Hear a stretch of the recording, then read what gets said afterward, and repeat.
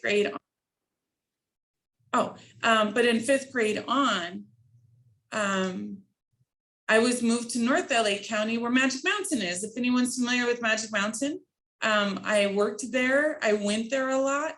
I did whatever I could to just have a job so I can earn some financial freedom very early on. Going through school, you know, I was always a fan of math and science. It was something that I understood well. It's something I was very intrigued by. Don't ask me to write much because I was never great at writing, which I think is pretty common. But it's okay, you just keep trying. I am a 1st generation college student in my family. None of my aunts and uncles went to college. No one in my family was an engineer.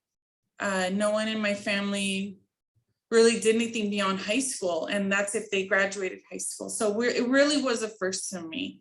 I had to figure things out along the way, all on my own. If I was lucky, I did have some people that would give me some advice along the way. And that was difficult. And if, you know, not to be too telling of my age, but it was when internet was first starting. You know, I couldn't go online and just search, you know, the requirements for getting into a college or going to a community college or what those steps look like and what they required. It just wasn't as readily available. So I really would have had to have depended heavily on my my friends and my family. But I also just didn't know what I wanted to do. So, and that's okay. That's okay. With my parents, the deal was, you know, if I wanted to stay at home and not pay for rent after I graduated high school, you know, I got to work. So I worked, and then I went to a community college because, you know, counselors at high school told me, you know, go to a community college. It's a good way to find out what you want to do. That's what I was told. It's a good way to find out what you wanted to do. So I went to community college. You can see in the images below, this is a little bit of my path from high school through college. I did go to Saugus High School, by the way, my Centurions. I went to community college after that. I was there for 3 years because I didn't know what I wanted to do. So I just kept working. I continued to take math and science there. And then when I was finally ready to transfer, I figured, okay, I need to go to college. I'm just not sure still what I want to do. So I went ahead and got an associate's degree because, you know what, I had the units, why not? I figured it's going to help me at some point. And then Melissa. Colleges, yeah. Sorry to chime in. So we have a question from Leonardo, who asks if you have a cousin or if you have cousins or siblings to look up to. You know what, even amongst all my cousins, none of my cousins went to college. So when I say first in my family, it includes even my cousins. But I am proud to say that since going to college and going through this whole process, I have a lot of younger cousins and I have a lot of nieces and nephews that have all moved on to college. They're not all engineers or sciences and stuff, but they are all going to college and doing amazing things. And when they have questions about loans, I can talk to them about it. If they ask questions about job opportunities, you know, I try to give them my input. The only influence that I really had was my stepdad. And my stepdad, he went to CSUN for journalism. So he didn't really know the path of really an engineer. I didn't know I wanted to be an engineer.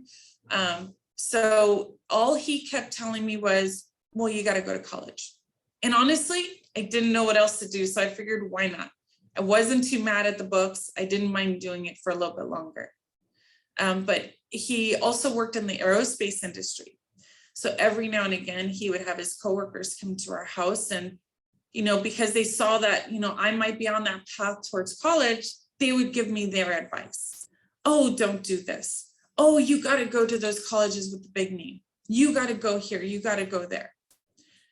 I had nothing to compare it to. I just kind of took what they said, absorbed it, and then just tried to apply it when it made sense. So I was really working with very little to nothing. I had some information and I used it along the way. So never forget what people tell you, but it's going to be up to you what you do with that information. And I'll kind of touch on that as well. So I did community college. When I finally decided to transfer, I honestly was looking at colleges, and at that time I started looking at, well, what do they have to offer? What is it that they have as far as majors, and what is it that I fit into? Most of my units only qualified me for math, some sort of math major. And all I knew is, man, I don't want to be a teacher. I don't know that I was feeling accounting. I kind of knew really well what I didn't think I wanted to do. So at this point, I just applied to colleges here in California because it was less expensive than going out of state. And I applied to UC Irvine, Santa Barbara, San Diego, UC Santa Cruz, UCLA, everything up and down the coast. And I got into all except UCLA. It's all right. I cried a little bit from that, but that's okay. But I ended up going to UC Irvine, and I got in as a math major there. And let me tell you something, it wasn't what I thought it was, but I got in, I got my foot in the door. And then as I went through, I was figuring it out. After my first quarter, I realized this isn't for me. And you know what, it's okay. And I had counselors that told me it's okay if you change your mind. It's better to change your mind and really find what you love and just take that chance and go for it. Because hopefully you'll land in a career that you love. And that's the goal. I grew up with my mom commuting. Both my parents commuted. Living in North LA County, my dad commuted to Lancaster, my mom commuted to LAX. So we were on our own every night from 7 till 8 o'clock at night, dropped off really early, alone almost every night, because that's where they had to go for the. So the one thing I always promised myself is I would try my hardest far from where I live. And not only that, I wanted to, if I was lucky, I really wanted to have a job I loved, because my parents hated their jobs.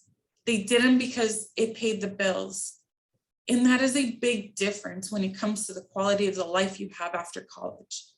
And I'm going to touch on that too, but you want to make sure that you're chasing those things as well. And it's not always tied to money. It's not always tied to these other things that you see in movies or you might hear about. You've got to really think about what it is that you want out of your life as a whole. But I'll go back to UC Irvine. I didn't like the math. And so my counselor suggested, you know what, why don't you try this course that's just for engineers? So I crashed it. And all it was an AutoCAD class, to tell you the truth, but it's only for engineers. I went into the class, we did some design. You saw how math was applied to the real world. You saw how everything you learned really in high school, honestly, applies to designing something that can be built. You can see the fruits of your labor. And for some reason that just spoke to me. And at that point, I'm like, you know what? I think this is what I want to do. I went back to my counselor and I'm like, so what do I need to do to get there? She's like, well, you need to change schools. And that was kind of surprising. But at UC Irvine, they have different schools within the college. So I was in the School of Physical Sciences. I had to get into the School of Engineering. So in order to do that, I had to make up some units to meet those qualifications. So I didn't list it here, but I actually also went to Saddleback Valley in order to make up units that I was missing in order to get it. That had been one of my toughest points in college because I never got a break. The times that the schools were off were always off from each other. I was working at the same time, and I was also very heavily involved in MAES, which is one of the organizations I'm listing here. MAES was a big part of my college community. And the people in that group are what helped me start making connections. And they're the people who really got me through these difficult times. They helped me when it came to feeding me. They helped me when it came to my studies. We worked with each other to really move forward. I got into the School of Engineering, and then from that point on, I enjoyed it. I loved every minute of it. And I graduated in 2004 with my bachelor's in engineering and civil engineering. Nowadays, a lot of colleges have some other majors that I'm not as familiar with, but they definitely sound fascinating. But I did civil engineering with a specialization in structures. And don't get discouraged by that, because I don't do anything that has to do with structures now. So don't let that discourage you. You do what you need to do to get to where you need to be. I did it. I enjoyed it in school, and that was the last I saw of it. So that is my college experience, you know, and in total, I had 7 years of college. The way engineering worked at UC Irvine is you couldn't really lump everything together. Everything is in a sequence. So even though all my general ed was taken care of through community college, you know, I still had to do the upper division courses. I still had to do the school specific courses. So I still had 4 years there. And you know what? Who cares? 7 years was so much fun at college. I grew, I learned a lot. I had so many opportunities to meet people that I'm still friends with and connect with nowadays.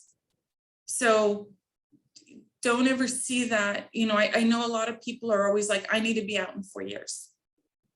That's a lot of schooling to do in 4 years if you're doing it all there at your college. Be kind to yourself. Do what you need to do so that way you stay healthy all around while still accomplishing your goals. You know, did I start in the industry a little later? Yes.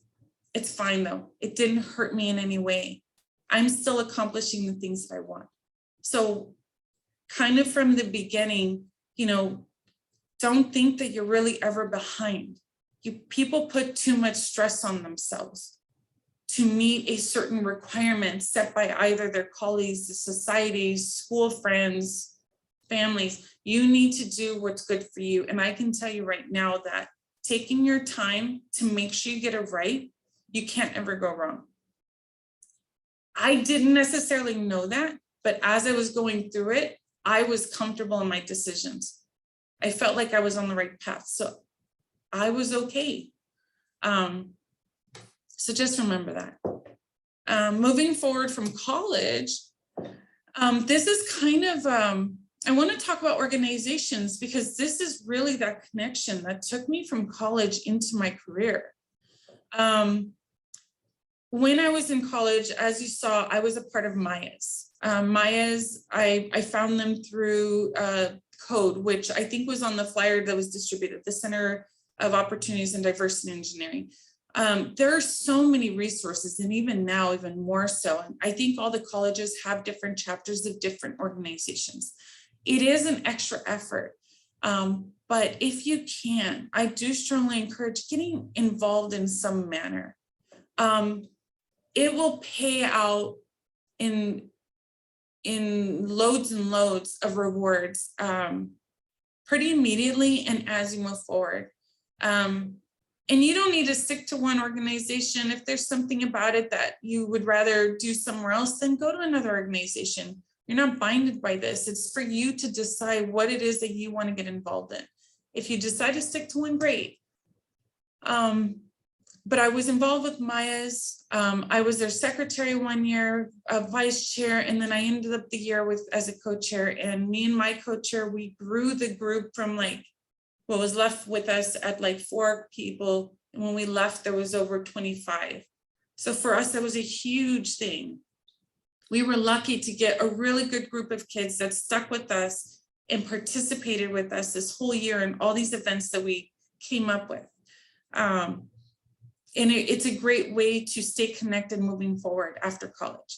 Now, when I got out of college, I still connected with MAES, but then there's all these other organizations that are also really well known within the industry, like WTS, ASCE, and then SAME. These are some of the things that I've done with the different organizations. They each have their own events that if you see something you like, you should try to participate. If you can't be on a committee, just volunteer. And that's really all I've done. With the picture in the upper left-hand corner where I'm wearing purple, this was a girls' engineering day at a local high school in Anaheim. You know, I was only able to commit some time in the morning to help out with registration. And I took my daughter with me who's hiding in the corner there. But, you know, I got a chance to meet all these young high school students who are interested in math and science. You know, just trying to be a good face, just trying to give them direction. And even if it's simple as sending them to the restroom, you know, sometimes just making that connection is really all it takes. Being there to answer questions, being a friendly face. And sometimes that's all I can provide. but I still try to do it. And I got to meet this lovely young lady next to me, and she's still in the organization. And now I have another connection in my industry. When I go to ASCE, I don't golf. That's me in a golf cart. But you know what? I went for the ride just so I can start talking to people. I talk to people from different companies. I talk to people within the organization. At the event in the lower corner, where I'm actually not in that picture, but this was done at a base in 29 Palms, which is up near, it's up in the desert near Joshua Tree. Trying to remember. So it was very hot during the day and very cold at night. We stayed overnight for a couple nights. All these kids have an opportunity to participate in this program, and it also involved help from some of the local Marines. So we all had groups, and we were just giving them these different tasks and these different projects to do. And in this case, we were constructing a beam, and they were given rebar and concrete to mix. It was fun. It was dirty. It was fun. We weren't supposed to tell them how to do it. I'm not supposed to tell these kids how to do it, but there were some other people who were trying to tell the kids how to do it. And guess what? Almost everybody's beams withheld a truck driving on it as part of the final test. And let me tell you something, everybody was so mad because none of the beams broke. Everybody's beams were constructed perfectly because unfortunately there was someone going around telling people you should do it this way. That's not what we were told to do. We were told to let them figure it out, pose questions to help them get to an answer. So I did that. And I shushed people away if they were trying to tell them how to do it. So when we were the last group to go up, I know it sounds silly, but I was ready to see that thing come down because I saw how they constructed it. I knew it wasn't going to last. And that was the highlight of everyone's day. They got to see a beam break. It had rebar in it, but it wasn't placed in the right spot. It wasn't in the right shape. The beam itself of concrete wasn't the right dimensions. But it's okay because they still improved from where they started. And that was the goal. And no matter what, these kids were happy to see this thing break. So, you know, we have to remember that the things that we fail at is how we learn. You know, not everything's going to be perfect. You can't always catch your mistakes. You do your best, but you can't always catch them. And it's okay. You move forward, you try to fix it and just don't do it again. That's really what I always tell people is, you know, it's okay if you make a mistake. You just, yeah, you know, I expect not to see it more than once. You know, I think that's fair. So the organizations, if you guys are involved, and actually I was trying to look online last night. I know some of the organizations, ASCE does have a San Diego chapter. So hopefully people are looking into that. If you go to their website, so you'll be able to find either a student chapter or some of them have these separate programs like ASC has a young members forum that is kind of a transitional group from college to career. And it's a nice way to make those connections as you transition. You always have a core group of people to go to talk to about your shared experiences when you're trying to get into the industry, depending on what you decide to do. So I strongly encourage looking into these organizations. You know, you don't have to do it all. Don't be turned away by commitment. Do it at your own pace. And there will always be something that you can do. And no matter what, they will always be happy for your help, no matter what. And as long as you have a good attitude, positive energy, you know, you'll have contributed regardless. Okay. Let's see, what's the next thing I have? So careers. So these organizations, they allow me to network. I meet so many people in these organizations. This is a quick guideline. I was just starting to type feverishly about like, what are the things that I experienced, but now we know. And so I can't really tell you what is going to be the best way for you to do it now, because it's going to be different for everybody. But at least coming out of college, these are some of the things that I thought of coming out of college. And then once you start working, these are some of the things to consider as you move forward that you're only going to figure out when you start working. So when you get started, when you're in school, you know, these connections are made through organizations. They're made through even senior design projects. I don't know if you guys do senior design projects at your school. Do you guys do that? I don't know what that is. Not in here at the community college, but some of the campuses they may be transferring onto, they would have that. There are some of our majors, like in architecture or interior design, that do have those culminating courses to assist with portfolio building. Oh, got it. Okay. Well, if so if it's not now, when you transfer, whatever school you go to, a lot of schools do this. I don't think they all do, but a lot of schools do this. And that's just one other way I made connections. We had a project that lasted a whole year, and every single quarter we had to contribute to it with some aspect. And we had a representative from the industry who was like our mentor for our group. I stayed in touch with that mentor. I asked if we could go to lunch. They hand out their business cards. People are giving you their contacts, use them. And I don't think a lot of people use it enough. I think a lot of people worry, I don't want to bother someone. They're too busy. But they're giving you their information because they're okay to be bothered. They're okay to be asked questions, emailed, anything. I think I've shared my information with Caitlin, or she has my information. I'm doing the same thing. If you guys ever have questions, you are more than welcome to reach out to me. I will do the best I can to either connect you to somebody or point you in the right direction. Because sometimes that's all you need. You just need someone to point you in the right direction, and it can solve a world of problems, at least for the moment. So make those connections, keep those connections, and use those connections. Use your counselors. I use mine, and they may not all have the answers, but they're doing their best, and they're going to give you everything they have available. And again, you have to do the best you can with it. It's guidance. It's not an answer, it's guidance. Use that guidance and start making those decisions and move forward. And you'll realize that as you move forward, these decisions you're making, they're yours, but they were being helped.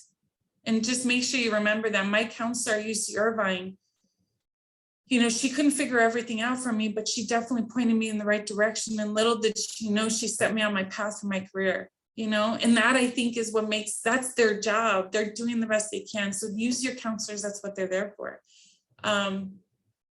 Career fairs and conferences. Conferences often come with organizations. If you get an opportunity to attend a conference, it does take time, it can take money, but that's also why sometimes it's good to be a part of these organizations. Lots of organizations will cover some of the costs. And if you get together with a group of people, I think that makes it feasible as well. Career fairs, if they're held there at your school, take advantage of them.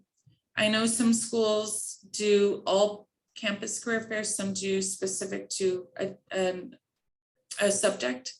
Whatever it is, look at the companies. Even if you're not sure, just go ask the questions. And if they tell you, this isn't what you're looking for, okay, I'm going to move on. Just keep trying, and don't worry about, oh, I'm going to look like I don't know what I'm doing. Don't worry. I've been to career fairs where we're talking to students. We're not expecting you to know everything. We're expecting you to ask the questions, be inquisitive, and we know you're trying to figure it out. And it's our job to answer your questions. So definitely take advantage of those things. When you're looking for companies, when you're ready to move on to companies, whether or not you're doing an internship, or when you actually graduate and get a full-time position, things you can think about are company size. Big companies have different things that are offered versus little companies. And if you're not sure what they are, reach out to them and ask. You can reach out to me and ask me. Look for benefits. There's things that you guys can start thinking about now that'll, be so helpful down the road. Benefits just for medical, dental. A lot of them will offer, there are companies that will offer these things as a part-time position. Most larger companies have part-time positions for interns that include benefits. So don't be afraid to ask those questions. Some don't, a lot don't, but some do. So just know that the option's there. Look at the kind of projects they have. If some people know what they want to do, I didn't. I went wherever they had work and I was just willing to try anything. But some people are like, you know what, when I get out of here, I want to build the biggest drainage system in LA County. Some people just know that. Great. They're going to find a company and they're going to find a company that does that kind of work. If you're interested, go to the company's website, take a look at the projects that they've highlighted, and you'll have a good idea as to what they do. Just start asking those questions, reach out to them. Think about what you want in your schedule. What kind of work do you want? Think about internships, you know, getting your foot in the door. That's a great way. You know, I worked at companies where we brought in interns when they started and 3 months in, they realized, I don't want to do this anymore. Okay, that's okay. They left and they ended up going into kinesiology. And sometimes that's what it takes. You know, if you're going to make a drastic left or right turn out of your career, it's probably good to figure that out now. It's okay if you figure it out later, but if you can figure it out now, great. But internships are great because they're often much more flexible with the students, especially if you're still doing school. You can come and go as you need within a schedule they provided, and it's not a ton of hours. And honestly, companies, what they're looking for is they want you to graduate. So if you need to take time off for a test, do it. Because you know what, if you don't take that test and you don't pass, then you're not going to be as beneficial to them down the road. So keep that in mind. Companies want you to succeed, you know, so you do what you need to do to succeed, and they will be there for you, especially if you've proven to be a good employee, because they're going to be looking at you for when you graduate. Mentors. Now you can find mentors in so many different places. You can find mentors there at your school. You can find mentors at these career fairs, conferences in your organizations with people who participate in the speaker series. Feel free to reach out. Like I said, I'm more than happy to provide any sort of guidance. Anybody that you have access to, if you really find someone you connect to that you can make that relationship work, use them. Use them for not just schooling. If it means just kind of learning how to navigate everything, that's what they're there for, whatever you're comfortable with. But mentors are really helpful because you don't always want to go to your teacher when you have a problem with your class. Sometimes you want to talk to a counselor about your teacher. You don't want to talk to your teacher about your teacher. You know what I mean? So it's nice to have a mentor to talk to when it has to do with something else that you're not sure who else to go to. They kind of are a catch-all as best as they can be. Now, when you get into the industry, what do you stay for? I stay for people. I'm not one of those people, I don't chase the money. As long as I feel like I've been compensated along the way, I'm happy. I enjoy what I do because of the people I work with. We are at work a lot. We're at work a good portion of our day. And then we go home to our families, you know, so they become a second family. I need to be happy with that second family. I need to enjoy working with that second family, and we need to know that we have each other's back. So I think the people in your environment are going to be very important to how you succeed. If you're in a toxic environment, it doesn't matter if you're being paid a ton of money, you're not going to be happy. I don't think so. Maybe there are people that will be, but I'm not. Question. Yes. So like, I like how you talked about the money and stuff, because I don't know if it's common everywhere, but like, especially in like Hispanic Latino families, like when you ask like your parents or your uncles, like what you want to study, they usually tell you to study something like in the STEM field, because like, oh, be a doctor or be an architect, because that's going to make you a lot of money, but they don't like talk about like what will make you happy. Right. Well, you know, to be honest, I know that that's what drove my parents a lot. I mean, the fact that I was interested in it was helpful, but then once they realized, like, you know, she might be on a path to this, they really drove that home. But I mean, as a parent, I can tell you right now, I mean, would I be happy if my daughter's a doctor? Sure. It might mean that I now have retirement taken care of. But we're taking it on our own.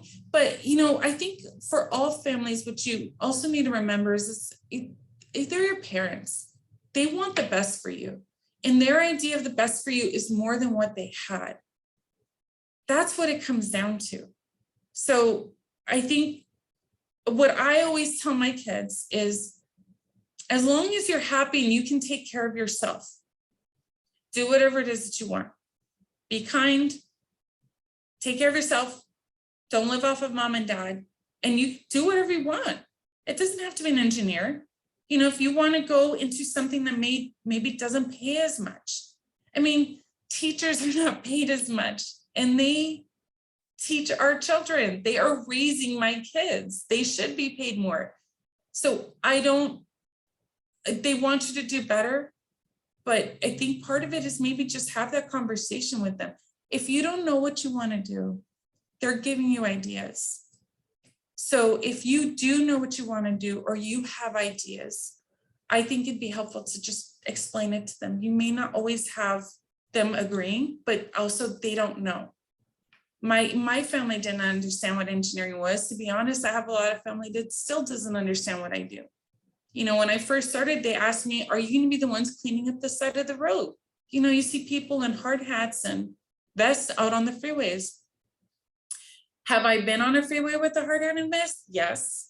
But we're not there cleaning it. We're there, you know, doing a field visit. We're checking out the conditions of the project that we're going to be designing to. So I just spell it out. You know, even my husband's coworkers, even now, they ask, well, what exactly is it that you do? Civil engineering covers a lot of different disciplines. And sometimes what I always tell people is that if people are telling you these things, take it as an opportunity to educate.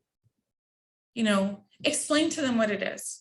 Have that conversation, because most people aren't asking to be mean. They're not pushing to be, you know, to force them their ideas. It's because this is all they know. So have that conversation and explain to them, you know what, Mom, I don't want to be a doctor, but you know what, instead I want to be this. And did you know that they can actually make as much money?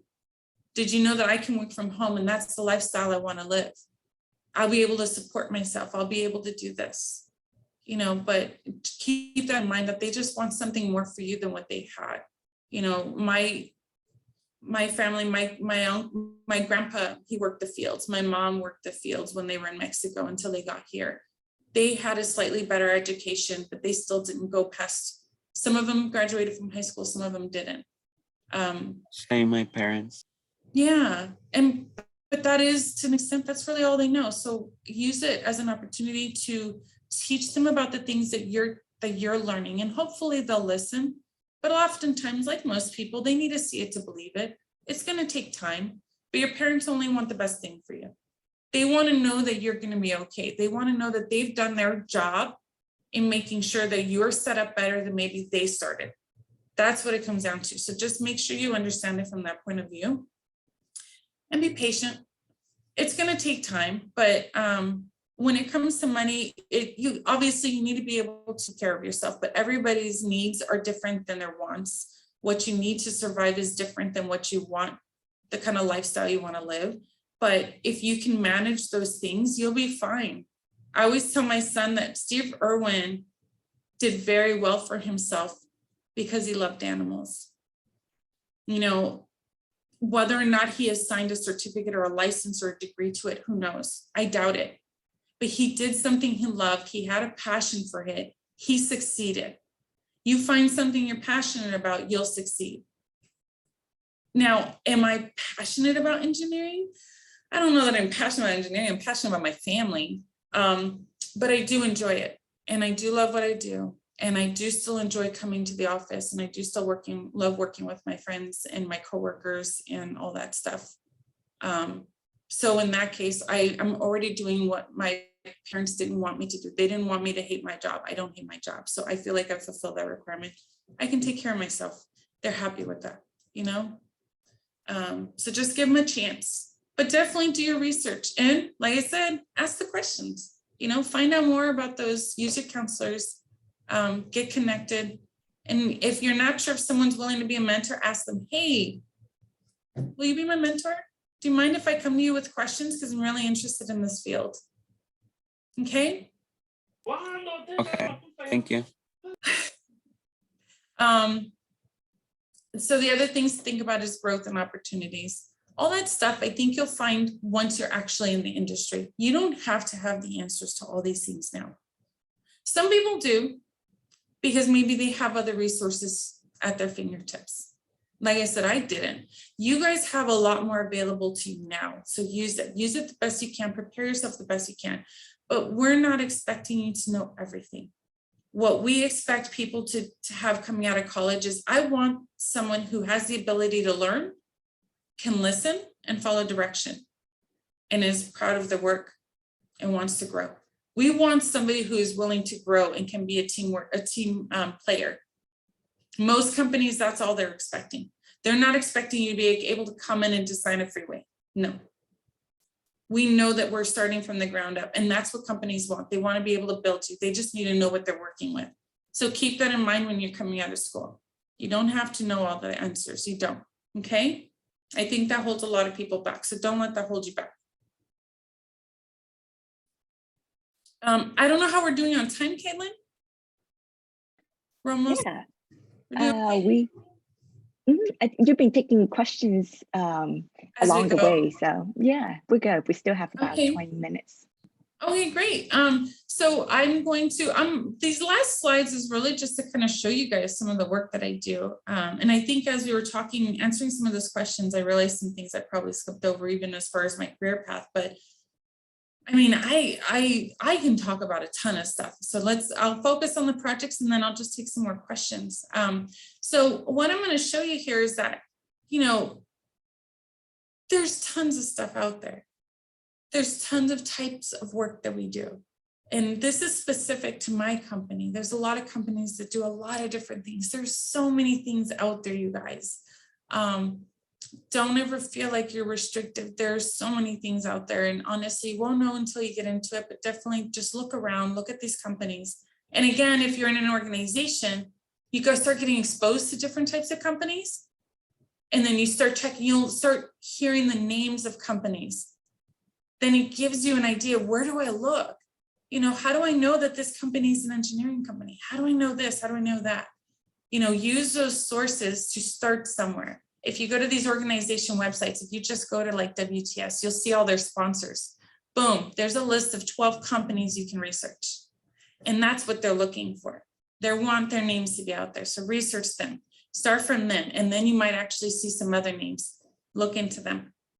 Just, you know, take a look at what's out there and then try and figure out with your counselors, how do you get there? What kind of degree do you need to be able to enter an industry like that? And oftentimes it's the same one I have, civil engineering or engineering of some sort. So these are two projects that I have worked on in my past. Actually, one of them's kind of going, but it's been held up right now. But this is an idea of the huge differences in the size of our projects and where they are as far as development. In the top here, I'm not sure that you can see this, but at the very top here, this is I-605 SR60. It's a corridor improvement project. Anything that's a corridor project will likely be a very large, long project along a corridor, so a freeway or a highway of some sort. Those also tend to be in the higher level of development. So you're not getting into the super detailed design of the project. You're looking at a bigger picture of the project. And at this level of the project, what you're trying to do is identify your environmental impacts and you're trying to clear them. So lots of these sorts of projects, they get broken down into smaller ones. And then those smaller ones go to different companies and then they get into the nitty gritty details of it and they designed that. So those are the different steps, couple of the different steps. Project 2 right there is I-5 in La Paz. That's in Orange County. So that's actually just around where I live, which is nice. This project, I was with my old company. I got an opportunity to work on it. And right now I'm getting to see it go to construction. And I'm telling you that not a lot of people get to see their projects built. This project is getting built. I've seen a couple of projects built, but because it's in my backyard, I actually get to see it progress. So it's pretty amazing. And I've actually had a chance to work on this project at 2 different stages. And these projects do take a long time to get to where they're at when they're actually constructed. So if you see something being constructed, it takes 3 to 5 years. What you need to know is it probably took about 10, 20 to get to that point. It's a process, but it's a process for a reason, and that's a whole other conversation. Some of the other projects I've worked on are grade separations. That's when they actually separate the railroad tracks from the roads. You guys been on a crossing where you have to wait for the train to cross, right? So what they'll do is that these grade separations, they do them because it improves safety, and it also improves operations. And when I say operations, it means that they're not slowing people down. You no longer have to stop people on the road. You can keep driving through. It means people are traveling faster and more efficiently. And as safety, obviously, if you don't have to have a car or people on a track, that's safe. So there's grade separations that are occurring all over the country, and it's for those reasons. Then there's land development. That includes housing tracts. You know, you're getting a piece of land and you're told how many homes can you fit? What do the roads look like? Can you put a park in? That's land development. There's, you know, that's still within civil engineering. And even within, you hit all these other disciplines. I've had a lot of projects that have been built. I've also worked on a lot of projects that have gone nowhere. They get shelved. They don't have money to construct. So that's why when they get built, it's kind of nice. So I'm going to just hit on each of these projects, just a couple slides. I've tried to put some pictures in here to give you a really good understanding of their extents. I don't know if I can minimize. There we go. So this project here, just to show you this project, I was on it for 3 years straight. It actually covers from the 10 along the 605, from the 10 to the 105. The portion we worked on just went to just north of the 5, but you can see here it covers the 10 where it crosses the 605. It covers the 60, the 5, and the 105. Another company did the 5 and the 105 crossings, but the two projects as a whole were combined as an entire study. That was just insane. But in our limits, in this entire project, you can see the length of this work that we had to look at. We had to look at, if we widen this freeway, what is it going to do? What's it going to do? Who's it going to impact? How many things need to be fixed or changed or upgraded? So it included 10 miles of work on the 605, 5.5 on the 60, 2.5 on the 10. Those are the areas within my project. We had to deal with 10 cities, LA County, and then what they call COGS, cities of government. It's like a compilation of cities. And then within our area, we had 8 interchanges. And interchanges when a local street crosses a freeway. So lots of times when a local street crosses a freeway, you have on and off ramps. I'm sure you're all familiar with that. So all these interchanges, there were 8 on the 605, 3 on the 60, and 2 on the 10 that were all impacted, that we all had to design to. Because now that we're widening it, everything shifts, everything changes. And this is really what we're doing, is that we're looking at ways to improve it, and we're looking for the best way to improve it while balancing the different impacts.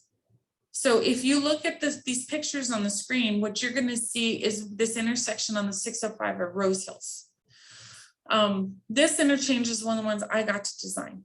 And so we had to look at all these different variations, and you can see how we're tying in ramps. You know, we can either go under the bridge. We did look at going over the bridge, but that just didn't work. But under the bridge. But then if you're going under the bridge with the ramp, what are all the things you need to consider? How long does that structure need to be? How expensive is that going to be? Nowadays in California too, you're going to start seeing more roundabouts. They're starting to implement roundabouts. So we had actually considered a roundabout here. And that was in the middle photo. You can see the roundabouts that were designed. And we had to design it to account for the number of trucks that were going through there, the number of cars that are going through there. All these things, we have to take all this information that's provided to us to consider these options for design, to give them the best design that we can possibly justify. There's a lot of other things happening here too. This actually had an equestrian trail on it. So we had to account for how are horses going to cross this road? How are they going to get through a roundabout? How do they do that? We had to figure that out. I didn't know that, but I had to do a lot of reading to figure it out. There's a sports arena connection. So now we had to figure out how is this going to affect major sports events. As an engineer, your job is to solve problems. And if you like solving problems, this is your gig. It can be fun. Yes, it's stressful. Everything's stressful when you're given a timeline and you're given responsibilities, but then it's also so rewarding, because when you're done with it and you solved a problem or you've come up with the best answer that you can come up with, it really feels amazing. And maybe one day in 50 years, this would get built. Now this project is under construction. So this project, in the lower left-hand corner, you'll see that this is the total limits of it. The interchange here at La Paz, I don't know if you can see my mouse. This here is the main interchange, but the impacts affect other interchanges and some crossings. This is what one of our plans look like. So I was responsible for stage construction of this project. And what stage construction means is that I have to show on my plans, how are you going to build it? So designers who do the roadway design, they design the final condition, they design the road. But I have to design, well, how are you going to build it? How are you going to piece this together and keep people moving on the road while protecting worker safety, while making sure that cars keep moving, while you're making sure you're not impacting pedestrians, while you're making sure you're not impacting businesses. So this is a little sample clip of what one of the sheets of the project set looked like. This project set had over 1,000 pages in it. And the stage construction plans alone that I developed had over 100 just for that one thing. And then here is a picture that I managed to find. The picture on the left is actually what it looks like under construction now. And you can see that the contractors, per my plans, this is how they're designing it. So if you look at the number one, I was trying to put these together the best I could. If you look at number one on both of the images, on the plan, it's a temporary ramp. On the image, you can see where they've constructed that temporary ramp right now. It's pretty cool. It's pretty cool. On the picture, on the drawing, you can see numbers 2 and 3. These are portions of the freeway that are being widened, and then it's a portion of a on-ramp structure. They're both structures. They're both bridges that go over the road. And you can see on the image, all this metal here. This is all metal. These are all girders and steel beams. And this is all structure. And you can see where these are constructed. So you can really see how our plans from design go to reality. And it's pretty neat to see. And then just so you know too, with these much larger projects that we do, because what it comes down to, this comes down to money. It comes down to how much money, these agencies have to pay for these projects. And what they'll do, like with the 60560, is that they're going to find pieces within that project that they can construct now with the money that they have, and then come in later to do the really big work. So that's what happened at this intersection with the very first company I was with. We constructed minor improvements at this intersection. So you can see from 2004 to 2014, it's kind of hard to tell, but there are improvements. They separated this on-ramp. There's like a barrier now between the on-ramp and the local street for this loop on-ramp. And then on the other side, they widened it, but the pinch point was the bridge. So basically you get really narrow under the bridge and then they open it up right as soon as you get from under the bridge. So those were minor improvements that they made to the ramps and the local street until they had enough money to come in and be like, boom, now we're going to do all this, give it a total facelift. But those improvements in the meanwhile are these early action projects. They provide enough improvement to operation safety, all that sort of stuff in the meanwhile. So if it feels like everything's under construction all the time, yeah, it's kind of always is. And I mean, that really kind of summarizes my my presentation. This is what I could put in right now. I was just aiming not to go over, but let me know if you guys have questions. I had a question in your bio that Caitlin had sent us. It pointed out like you have your degree from UC Irvine and your licensure for being a professional engineer.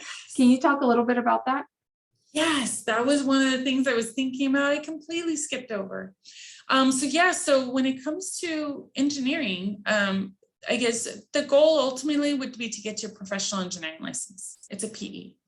It is a test that you have to take. You do have to study for it. And believe me, for someone who didn't want to go back to school after I graduated, you know, studying was the last thing I wanted to do, but you got to do it. Will it keep you from becoming an engineer? No. Will it eventually start to slow down your growth? Yes. So just keep that in mind. Now, I'd like to say the PE is all you have to do, but it's not. There's a step before that. It's the EIT, or also known as the FE, the Fundamentals of Engineering exam, which gets you your EIT, which is the Engineers in Training exam. Now, going to UC Irvine, the EIT, when I was there, it was not stressed. It was not really a point of discussion. I know a lot of Cal cover this, and even community colleges cover this, which I think needs to be covered. The EIT needs to be passed before you can even attempt the PE. And my recommendation would be to get that EIT, try to at least start getting it before you graduate. Because you know what the EIT tests you on? It's going to test you on the stuff that you learn in college. So before you get your bachelor's degree, when you're in those courses, your engineering courses, at least in your sophomore, junior, and senior year, start looking into the EIT, because you're going to be tested on the stuff you're learning there. I know a lot of people who have attempted to get their EIT when they leave. It gets harder, because I'm sorry, but I let all that go. I took my first one when I was in college, and I passed the second time when I got out. So definitely focus on trying to get your EIT while you're in school. Then when you get your PE, you know, they do it differently than they did when I got mine. When I got mine, it was, you were tested for all three parts of the exam. Being here in California, you have three components. It's an 8-hour exam, which is basically your general engineering, which has two parts for it, in the morning and the afternoon. And then there are two other exams that are required for here in California. It's a seismic exam, because we're California, and it has a surveying aspect too. They're shorter exams. But in total, when I was taking it, all three were taken at the same time over a 2-day period. So me and my friends, we made an event out of it, because you know what? You got to make the best of it. So that part is done a little differently now. When I was taking it, you had to wait so many years. You had to wait till you get a certain number of years of experience before you could take it all. Nowadays, you can actually take the 8 hours as soon as you get out of school. The 8-hour exam just covers your general engineering. A lot of that stuff you'll learn on the job. Some of that stuff, if you're lucky, you'll have covered it in college. But either way, you'll still need to study, because it covers all your different disciplines. It covers water, structures, geotech, roadway, geometrics. It covers a little bit of everything. The one thing I would tell you though is don't be discouraged if you don't pass the first time. I think the way it's done now, it's supposed to be a little easier. I'm not gonna lie, I took it 4 times. It was cheaper when I took it. I let life get in the way. I signed up for it. I let life get in the way. And then I just took it because you know what, I paid for it. So I'm going to take it. I'm not going to waste that money, but I knew I wasn't prepared going into it. And that happened twice, because things happened personally that I couldn't really step away from. When I took it the 3rd time, I studied my butt off. I spent 3 months studying for it, spent my weekends, some nights during the week when I wasn't working, and I studied for it. And you know what? I didn't pass, and it hurt, and I was sad, and I went through all the levels of being upset, but I did not stop. I decided to kind of approach the exams a little differently. And the next time around, I thought maybe I was stressing myself out too much. So I'm like, you know what? I'm going to approach this one and only expect to pass one. I'm going to focus on one. Study again really hard for this one, which is actually one I hadn't studied for, because it requires a whole class. For me, it was a lot to balance, but I just did one. I studied for seismic, and if I was happy, if I could pass seismic coming out of that exam, I was happy. And I passed all of them my last time I took it. So it made me feel better that everything I studied for the 3rd time, it did not go anywhere. It was there. I think what helped was I was not stressing myself out. I approached it a little differently. And it made a world of difference in how I took the test. And now when I see some of our younger engineers taking these tests, I try to give them those tips that I learned. And a lot of it has to do with, you've got to give yourself a break. You know, you can't, you know, you don't study the last night before the test. If you don't know it by then, that last night's the difference. But those things are things that would need to get done. And those things are going to make a huge difference in your career, depending on the kind of engineering you do. My husband's a mechanical engineer, so he ended up taking the mechanical engineering PE. Does he really need it for his work? No, but he needs it because of the position he has. So he did it anyways. But a lot of the people in their group, they're scientists and they're engineers. So they have a combination, so they don't require it. But he's going to be basically an owner down the road. So he needs to have it. So you have to think about these things that you want. Thank you so much, Melissa. Students, I know class is just ending, but if you do have any questions, we'll be here for a few more minutes. If you have a little bit of more time, Melissa. Oh my God, yeah, I could go forever. So we'll be here for a few more minutes. If you do have to go, again, the survey is just posted for students, and I will link that also in our campus. Thank you so much, Melissa, for coming. Yeah, thank you guys. You know, I love this. Use my information. Please feel free to reach out. I have a number